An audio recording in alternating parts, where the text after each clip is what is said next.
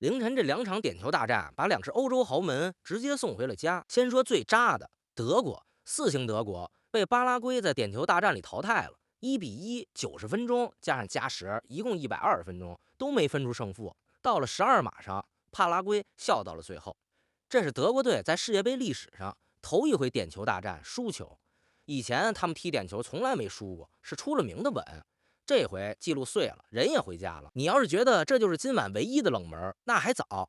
同一個晚上，荷蘭幾乎是把德國這劇本一字不差又演了一遍，1-1拖到點球，被摩洛哥拿下。一个晚上，歐洲2支奪冠級別的老牌強隊全栽在了12碼上。那5星巴西呢？巴西也差一點點跟着遭殃。日本先進球，巴西被壓着打，一直熬到補時第6分鐘。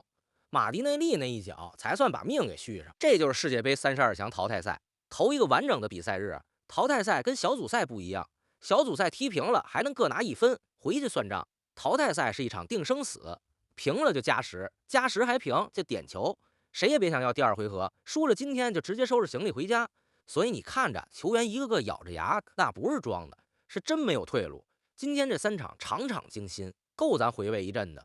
一場一場說，先掰着德國這場，今晚最大的瓜。賽前幾乎沒人看好巴拉圭，巴拉圭是南美球隊，這些年世界杯都難得露臉，世界排名、球員身價跟德國壓根不在一個段位。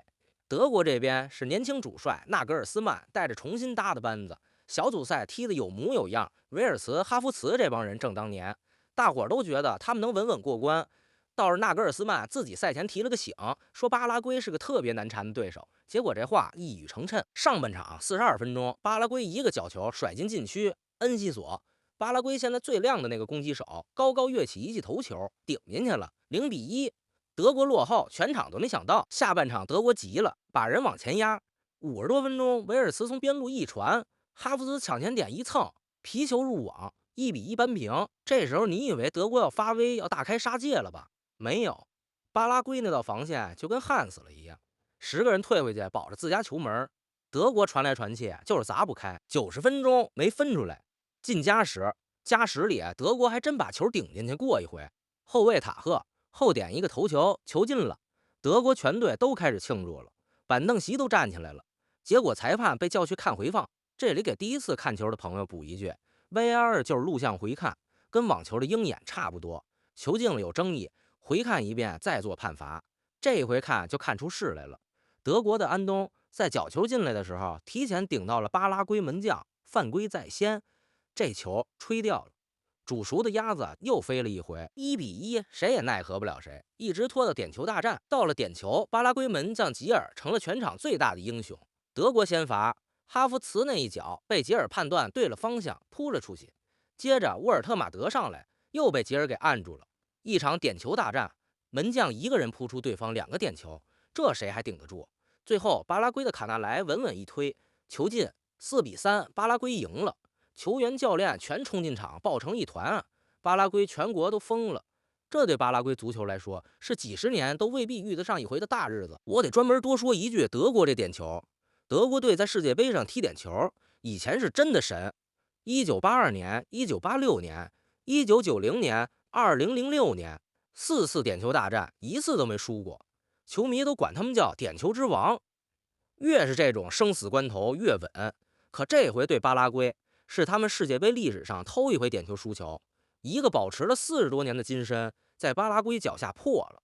再往大了說，德國這些年其實一直在走下坡路，上2屆世界杯都是小組賽就被淘汰，早早回家。好不容易這屆出了線，大家盼着他們支棱起來，結果淘汰賽第1場又栽了。對年輕的納格爾斯曼來說，這趟帶隊本來是想給德國足球重新立個威，把這口氣兒爭回來的。結果一場點球全白搭，4星德國這冷門擱整個世界杯歷史上都排得上號。德國栽了，你可能還得緩神兒。可同一個晚上，另一邊荷蘭幾乎把這劇本又演了一遍。荷蘭對摩洛哥，摩洛哥這隊你可千萬別小看。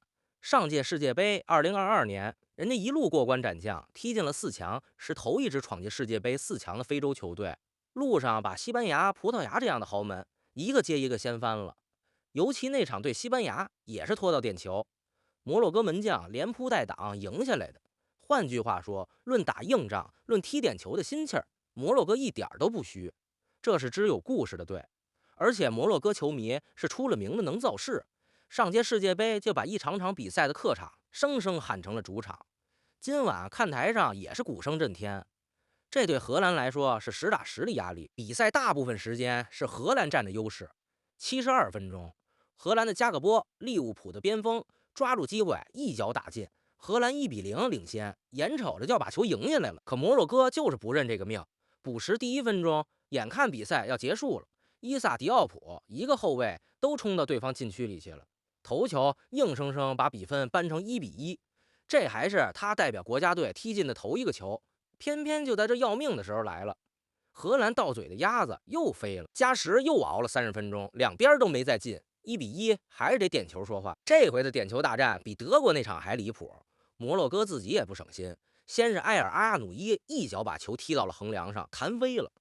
後來连队長哈基米，摩洛哥的头号球星，踢右後卫那位，平時大巴黎的主力，他的点球也打在门柱上彈了出来，队長都罚丢了。你說揪心不揪心？可摩洛哥那股劲兒就是不散，該进的還是稳穩进了。萨伊比最後一蹴而就，鎖定勝局。荷蘭這邊呢，罰丟的比摩洛哥還多，克魯伊維特他們幾個接連沒把球放進去。最後3-2，摩洛哥贏。所以你看啊，摩洛哥自己都罰丟倆，照樣贏了。點球大戰就是這麼殘酷，到最後比的不全是誰腳法更好，是誰的心臟更大，誰少犯那一次錯。荷蘭世界排名一直掛在前頭，滿陣都是大牌的荷蘭也回家了。說句實在的，荷蘭這隊多少年都有這麼個老毛病，紙面實力年年頂配，可一到這種一錘子買賣的淘汰賽，總愛在點球上掉鏈子，球迷都快看習慣了。今晚又是這個劇本，讓人替他們幹着急。這裡頭還有件挺有意思的事，我多嘴一句，摩洛哥這支队裡好多球員是在荷蘭出生，在荷蘭長大，從荷蘭的青訓一步一步踢出來的，長大以後選擇代表摩洛哥踢球。今晚等於是荷蘭看着長大的一波孩子，反手把荷蘭給淘汰了。這種緣分現在足球场上是越來越常見了，誰也說不清這心裡頭是個啥滋味。這事兒咱在之前那期專門嘮過，今天就點到為止。順一句，喜歡看老馬這麼嘮球的，右下角點個訂閱。世界杯這一個月咱天天有，歐洲2個豪門一晚上全沒了，那5星巴西總該穩了吧？我跟你說，巴西也悬，是真悬。巴西对日本，日本这队這些年進步特別快，踢法細膩，紀律性強，誰都不怵。還記得上屆世界杯嗎？日本在小組賽裡把德國和西班牙這倆前世界冠軍硬生生都給爆了，那會兒就讓全世界刮目相看。所以巴西赛前其實是被反复提過醒的，別拿日本不當回事。結果一開場又是日本先聲奪人。29分鐘，日本的佐野海舟一個人帶着球往裡趟，過人自己捅射，球進了，0-1，巴西落後。整個休斯頓的球場，幾萬巴西球迷一下都看傻了。巴西回過神來，開始一波接一波的猛攻。下半場56分鐘，卡塞米羅就是那位踢後腰、镇守中场的老將，抓住一次定位球機會，高高躍起一記頭球，1-1扳平了。扳平之後，巴西一直壓着日本打，可日本守的是真頑強，眉頭都不皺一下，眼看就要把巴西也拖进加时，弄不好又是一场點球大戰。結果補時第6分鐘，就那麼電光火石一下，布魯諾·齊馬良斯中場一腳直塞，馬蒂內利、阿森納那個邊鋒前面一直沒怎麼冒頭，這下子殺進禁區，低射球貼着地皮鑽進了網窩，2-1絕殺。那一下，巴西全隊像是從懸崖邊上被人一把給拽了回來。要不是馬蒂內利這一腳，今晚出局的搞不好就是3支夺冠級別的豪門了。這得替日本說句公道話，他們今天踢的一點都不慫，領先過，也差點把巴西拖進加时，最後輸在補時那一下，可惜，但真不丟人。一支亞洲球队能跟5星巴西掰手腕掰到最後一秒，這本身就說明日本足球這些年長進有多大。所以今天這一整天，你回頭看，德國、荷蘭2支奪冠熱門全在點球上回了家，巴西提了一口氣，撐到96分鐘才絕殺，驚險過關。淘汰賽的殘酷，頭一天就給你上的滿滿當當。說到底，到了這個階段，強隊弱隊的差距沒那麼大了，誰頂得住壓力，誰少犯錯，誰運氣稍微好那麼一點兒，誰就能多活一場。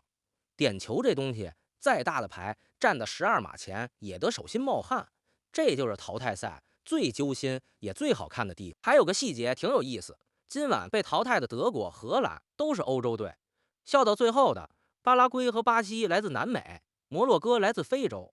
以前一說世界杯的硬實力，大家张口就是欧洲，可這一届打到淘汰赛，南美、非洲的球队一個個跟你掰手腕，還真就掰贏了。這種老規矩被一點點撬動，也是這屆世界杯越看越上頭的一個原因。那这几支活下來的，往後怎么走？巴西进了16强，下一個對手是科特迪瓦和挪威這一場的勝者。挪威那邊可有哈蘭德，當今足壇頭1號的大殺器，真要碰上了，那有得打。巴拉圭爆冷淘汰德國之後，下一場對法國和瑞典的勝者能不能再創奇蹟？咱接着看摩洛哥這匹黑馬，16強要碰東道主加拿大。時間定在7月4號，正好是美國獨立日那天，地點在休斯頓。而32強這一輪還沒踢完呢，接下來這幾天還有好幾場硬仗排着隊。科特迪瓦對挪威，法國對瑞典，墨西哥在自家的阿茲特克球場對厄瓜多爾，英格蘭对刚果金，阿根廷对佛得角，葡萄牙对克罗地亞。梅西、姆巴佩、C 罗這些響當當的名字，一個個都要上場。一場踢不好，可能就是他們這屆世界杯踢的最後一場了。咱們一場一場盯着。之前老馬也對這幾場聊過看法，有看準的，也有看走眼的。淘汰賽嘛，本來就沒個準譜，要不咋這麼勾人呢？今天就落到這兒。德國和荷蘭，你覺得哪一個走得更冤？巴西那口氣提到96分鐘，比賽當時你還看好他能贏嗎？都在評論區告訴老馬，覺得有意思就訂閱點個讚，再轉給那個跟你一樣熬夜看球的朋友。我是第一次看球的老馬，咱們下一場見。